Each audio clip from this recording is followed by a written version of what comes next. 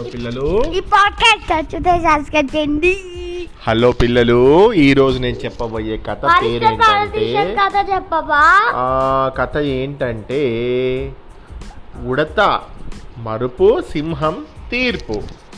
ఈ కథ ఈనాడులో వచ్చినటువంటి కథ. ఈ కథను రాసిన వారు ఎవరంటే ఏడుకొండలు కల్లేపల్లి గారు. మరి కథ ఏంటో విందామా?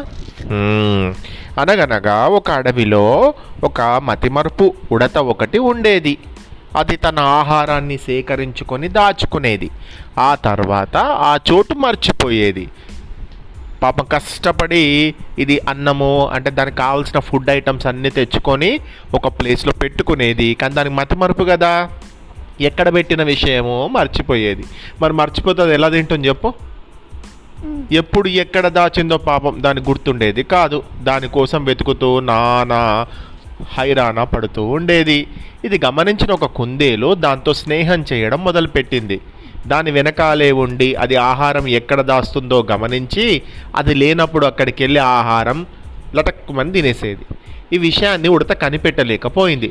కొంతకాలం బాగానే సాగింది. కుందేలు ఉడతను మోసం చేస్తుందన్న విషయం ఆ అడవిలోని చిలక, పావురం, కోతి గమనించాయి. ఆ మూడు జంతువులు కుందేలు దగ్గరికి వెళ్ళి, మిత్రమా, నువ్వు చేస్తుంది చాలా తప్పు. ఉడత ఎంతగానో కష్టపడి దాచుకున్న ఆహారాన్ని నువ్వు దొంగలించి తినడం మంచిది కాదు. నువ్వు కూడా కష్టపడి ఆహారం సంపాదించుకొని తిను అని అన్నాయి. నేను ఎలా తింటే మీకెందుకో? నేను ఉడత మంచి స్నేహితులం, అయినా మీకెందుకు అంత కుళ్ళు అంటూ ఇక్కడి నుంచి వెళ్ళిపోండి అని తను కూడా అక్కడి నుంచి వెళ్ళిపోయింది. లాభం లేదని ఆ మూడు జంతువులు ఉడత దగ్గరికి వెళ్ళి, మిత్రమా, నువ్వు దాచుకున్న ఆహారాన్ని నువ్వు లేని సమయంలో కుందేలు తినేస్తోంది, మేం గమనించాం అని చెప్పాయి. అది విన్న ఉడత, అలాగా, నాకు తెలీదు అంది ఆశ్చర్యపోతూ. సరే, ఇక నుంచి అయినా ఎవరు చూడకుండా ఆహారం దాచుకో అని అవి అక్కడి నుండి వెళ్ళిపోయాయి. ఆ మూడు జంతువులు తన గురించి ఉడతకు చెప్పాయి అని తెలుసుకున్న కుందేలు తన మిత్రుడైన జింకను సహాయం అడిగింది. అది నిజ నిజాలు తెలుసుకోకుండా కుందేలు మాటలు విని ఆ మూడు జంతువులను బెదిరించింది. ఏయ్, ఏంట్రా, మీకేం అవసరం? అయినా కుందేలు ఉడత మంచి స్నేహితులు, మీరేంటి ఏంటో కుందేలు గురించి ఆ ఉడతకు పోయి ఏదో చెప్పారట, ఇంకోసారి ఇలా చెప్తే మంచిగా ఉండదు, సరేనా అని ఆ మూడు జంతువులను జింక బెదిరించింది. ఇక రోజు రోజుకి కుందేలు చేసే ఈ ఆగడాలు రోజు రోజుకి మితిమీరడంతో లాభం లేదని చిలుక, పావురం, కోతి కలిసి కుందేలుపై అడవి రాజైన సింహానికి కంప్లైంట్ చేశాయి. కుందేలు, ఉడత, జింకలను తక్షణం పిలుచుకురమ్మని మృగరాజు నక్కను ఆదేశించింది. అవి వచ్చిన తర్వాత సింహం విచారణ ప్రారంభించింది. కుందేలు, ఉడత దాచుకున్న ఆహారాన్ని దొంగలిస్తున్నావంట, నీ మీద నాకు ఫిర్యాదు అందింది, అది నిజమేనా అని ప్రశ్నించింది. లేదు లేదు మహారాజా, నేను ఉడత మంచి మిత్రులం అని చెప్పింది. మిత్రులైతే మాత్రం ఉడత దాచుకున్న ఆహారాన్ని దానికి తెలియకుండా తినకూడదు కదా. ఏ ముడత, నీ ఆహారం నిన్ను అడిగే ఈ కుందేలు తీసుకుంటుందా అని సింహం అడిగింది. క్షమించండి మహారాజా, నాకు మతిమరుపు. నేను ఆహారం దాచుకున్న చోటు గుర్తించలేక ఇబ్బంది పడుతుంటే ఈ కుందేలు నా లోపాన్ని పసికట్టింది. నేను కష్టపడి దాచుకున్న ఆహారాన్ని నేను లేని సమయంలో తింటుందని మన మిత్రులు చెప్పారు. ఆ తర్వాత నేను గమనించాను, అది నిజమే మహారాజా అని అంది ఉడత.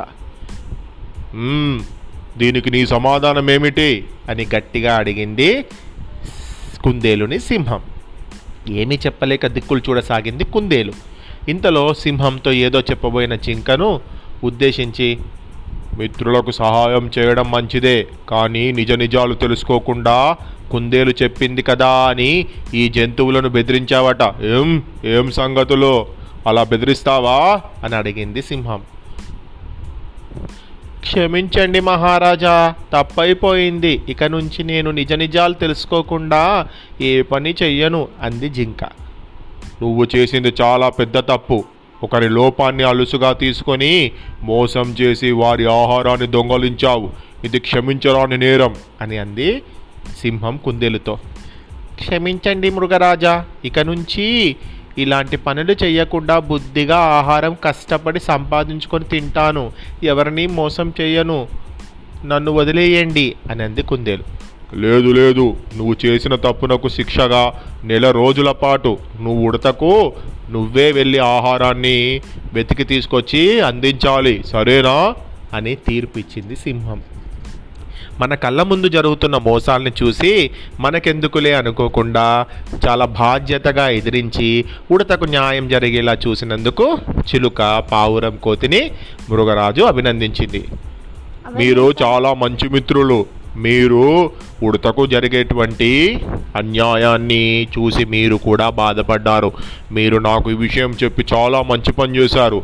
మీరు చాలా మంచి మిత్రులు అనిపించుకున్నారు, శభాష్ అని చెప్పింది మృగరాజు.